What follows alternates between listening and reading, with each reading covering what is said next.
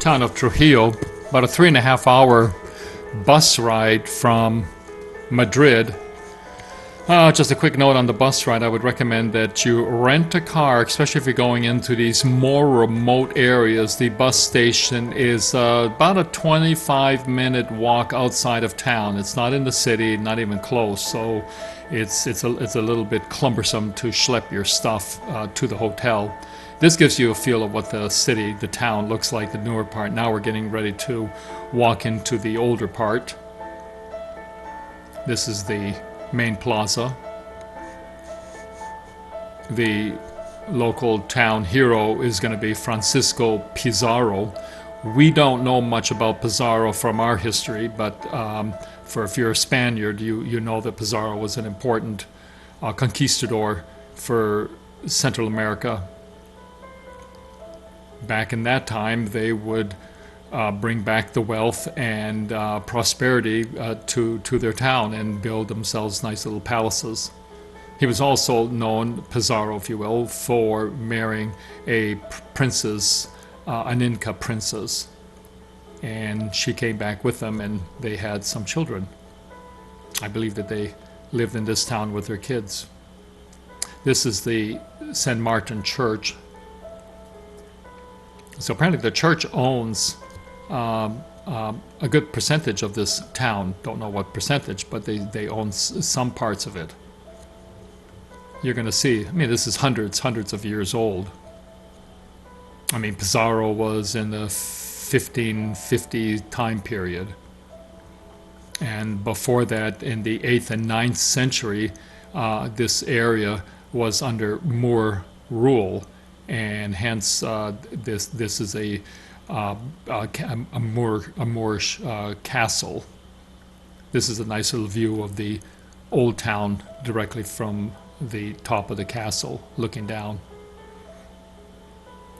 What you're not going to see here is a lot of people. So I'm here in the summertime, which would be considered high season, high tourist season, but we don't see a whole lot of tourists. It was a little bit toasty temperature-wise. Interestingly, they do close down the town. They take their siesta at midday, 2 o'clock to about 4 o'clock. This is the reason they built this castle here. From this vantage point, this high ground, if you will, you can see forever. I mean, you will certainly see if you've got a marauding army coming from over the horizon. Now we're walking through the backside of the castle to another section.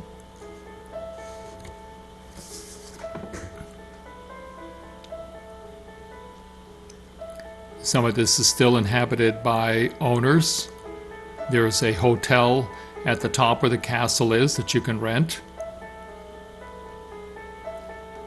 It's a wonderful little plaza area. What a great place to have a wedding, don't you think?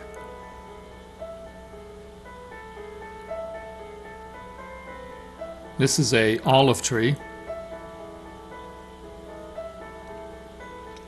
There's a couple residences here occupied by, I think it's going to be the Franciscan order. I'm suspecting that they're probably the retired people from the church or from that religious group. Again, the idea of this video is to sort of give you a feel of what this town is like. It's not terribly big, but it's fun to walk around and meander through the streets.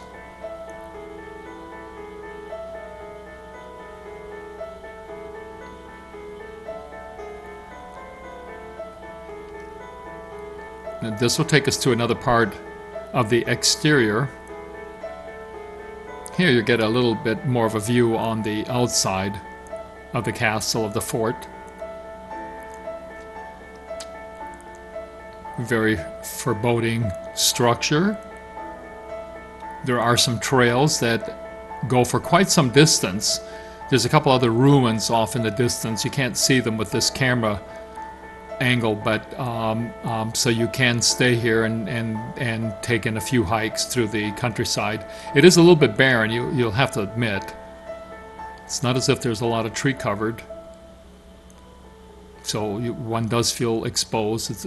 In August, a bit toasty.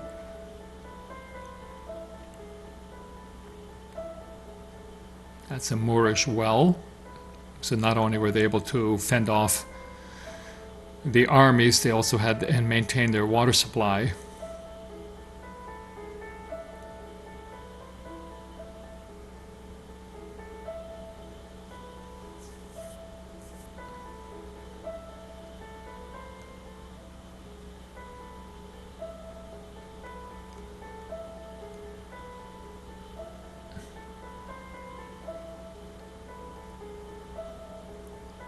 Welcome to my view of Trujillo. This is a Moorish, not sure if it was a church or not, but